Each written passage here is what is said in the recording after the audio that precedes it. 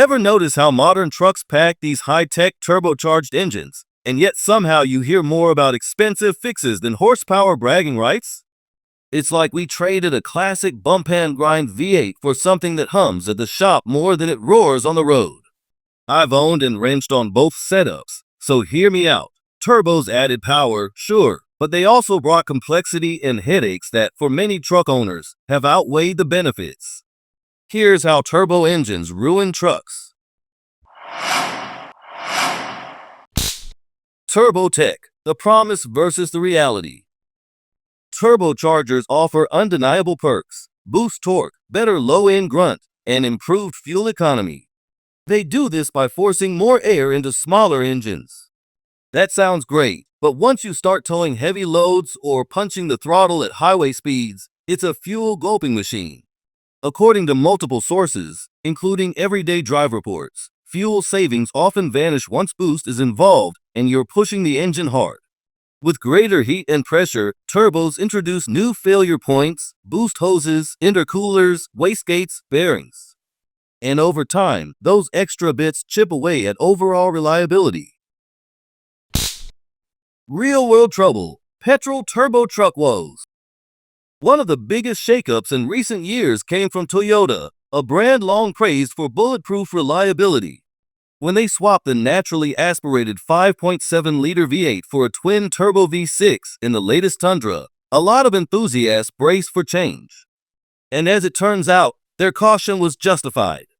Early owners of the new Tundra have reported a wide range of problems, everything from turbo lag and rough throttle response to full-blown boost-related failures and oil leaks. Some trucks experience engine knock or stalling when cold, which turned out to be software-related, but the reputation damage was already done.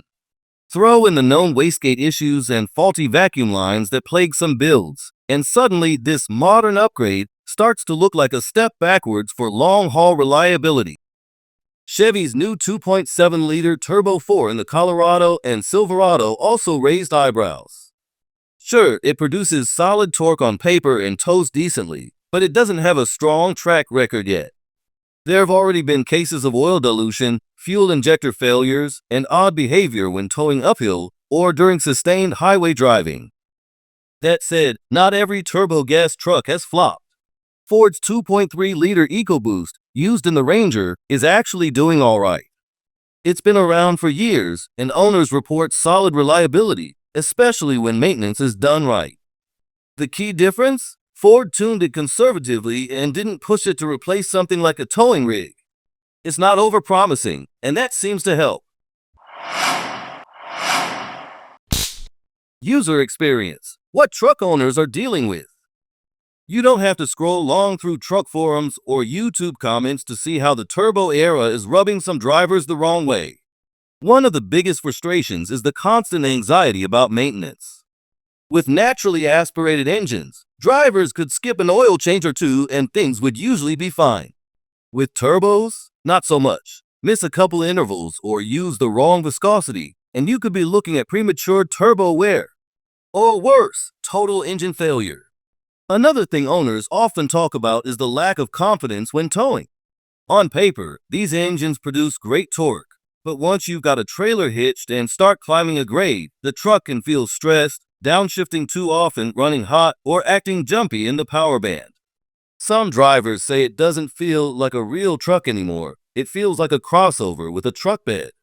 Then there's the cost of repair. If a turbo goes, it's not just swapping a belt or replacing a sensor. You're into multi-$1,000 territory, especially if other components were affected by the failure. And the dealership often won't just replace a small part. They'll insist on full assemblies, driving up the cost. What to do if you're stuck with a turbo truck?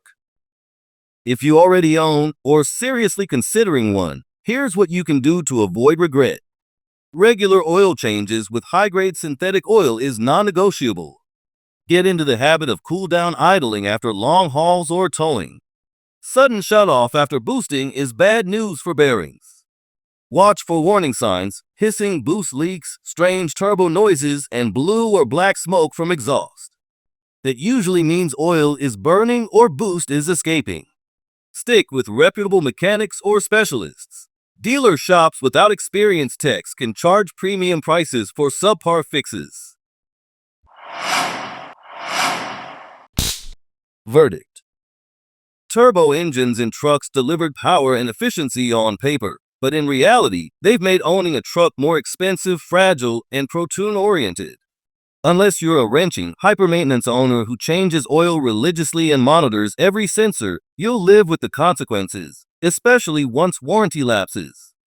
It's not that all turbo trucks are ticking time bombs. Some work fine and pull hard, but you can't just buy one and forget about it like you could with an old V8. Now you've got to baby it, warm it up, cool it down, run the good oil, monitor your boost pressure. For a lot of people, that's not what a truck is supposed to be about. The moral? Turbos aren't evil, but they turned a simple, built-to-last V8 lifestyle into something a lot more delicate. If you've got turbo miles ahead of you, give it the respect it demands, or choose simplicity next time.